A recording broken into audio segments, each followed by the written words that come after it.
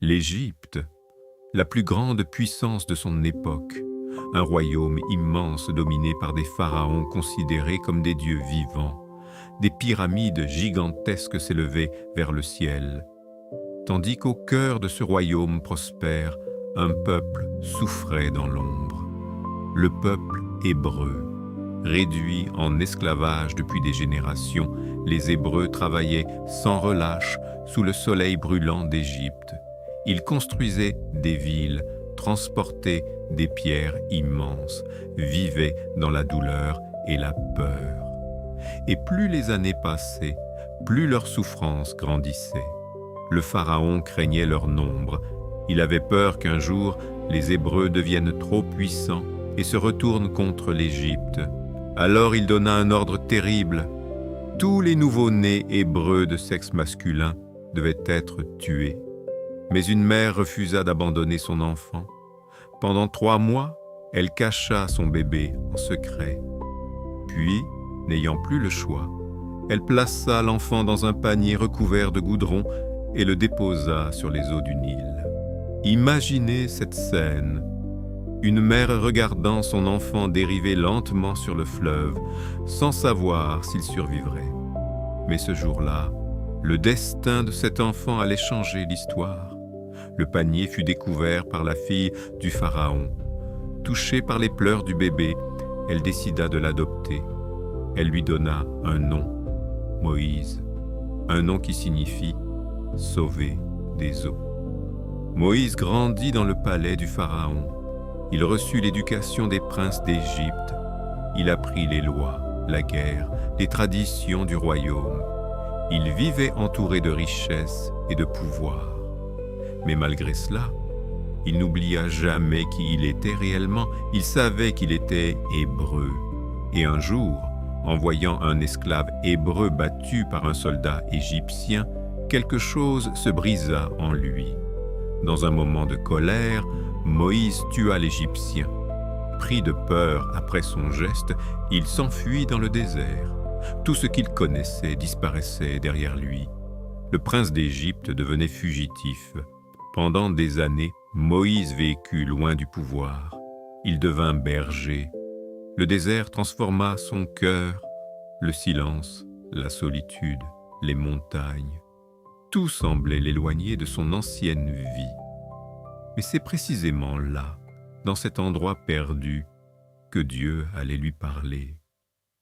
Un jour, alors qu'il gardait son troupeau près du mont Horeb, Moïse aperçut quelque chose d'étrange, un buisson en feu. Mais les flammes ne le consumaient pas. Le feu brûlait, sans détruire. Moïse s'approcha lentement, et soudain, une voix résonna. « Moïse !» C'était Dieu. Dieu lui annonça qu'il avait entendu la souffrance des Hébreux. Le temps était venu de les libérer, et cette mission serait celle de Moïse. Mais Moïse avait peur. Il ne se sentait pas capable. Il doutait de lui-même. Comment un simple berger pouvait-il affronter le Pharaon, l'homme le plus puissant du monde? Pourtant, Dieu lui promit une chose, il ne serait pas seul. Moïse retourna alors en Égypte. Face au Pharaon, il prononça les paroles qui allaient devenir célèbres « Laisse partir mon peuple ». Mais le Pharaon refusa, encore et encore. Alors, selon le récit biblique, Dieu frappa l'Égypte de 10 plaies. L'eau du Nil se transforma en sang. Des invasions de grenouilles couvrirent le pays. Des nuées de sauterelles détruisirent les récoltes. Les ténèbres plongèrent l'Égypte dans l'obscurité. Mais malgré tout cela, le cœur du Pharaon restait dur, jusqu'à la dernière plaie, la plus terrible. Après cette nuit tragique, le Pharaon céda enfin. Les Hébreux étaient libres. Imaginez ce moment. Des milliers d'hommes, de femmes et d'enfants quittant l'Égypte après des siècles d'esclavage. Enfin libres. Mais cette liberté allait être immédiatement menacée, car peu après leur départ, le Pharaon changea d'avis. Pris par la colère et l'orgueil, il lança son armée à la poursuite des Hébreux. Des chars de guerre traversaient le désert. Le sol tremblait sous les chevaux, et bientôt, les Hébreux se retrouvèrent piégés. Devant eux, la mer Rouge. Derrière eux, l'armée du Pharaon. Il n'y avait aucune issue. La peur envahit le peuple. Certains commencèrent même à regretter d'avoir quitté l'Égypte, mais Moïse resta debout face à la mer, face au chaos. Alors, Dieu parla à Moïse, il lui demanda de lever son bâton, et Moïse obéit. Le vent se leva, un vent immense, puissant, surnaturel, et soudain, la mer commença à s'ouvrir. Les eaux se séparèrent, 2 murailles d'eau gigantesques apparurent de chaque côté. Au milieu, un chemin, un passage au cœur de la mer. Imaginez cette scène, le rugissement du vent, les vagues dressées comme des montagnes, le peuple avançant lentement entre les eaux. Une vision impossible et pourtant réelle. Les Hébreux traversèrent la mer Rouge, pas à pas, portés par l'espoir, portés par la foi. Mais derrière eux, l'armée égyptienne s'engagea aussi dans le passage. Les chars poursuivaient les Hébreux au milieu de la mer.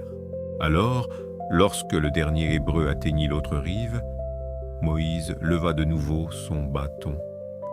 Et les eaux se refermèrent, la mer engloutit l'armée du Pharaon. Le silence retomba, l'esclavage était terminé, le peuple était libre. Ce jour-là, la traversée de la mer Rouge devint bien plus qu'un miracle. Elle devint un symbole, le symbole du passage entre l'esclavage et la liberté, entre la peur et l'espérance, entre le passé et un nouveau commencement. Des milliers d'années plus tard, cette histoire continue encore d'inspirer le monde entier, parce qu'elle parle de foi, de courage et de cette idée universelle, même lorsqu'aucun chemin ne semble exister, il peut toujours apparaître. Et parfois, les plus grands miracles naissent au bord du désespoir. L'histoire de Moïse nous rappelle qu'aucune mer n'est trop grande quand la foi guide nos pas. Si cette aventure biblique vous a touché, abonnez-vous dès maintenant à la chaîne pour découvrir encore plus d'histoires incroyables, de mystères sacrés et de récits épiques venus des plus grandes religions du monde.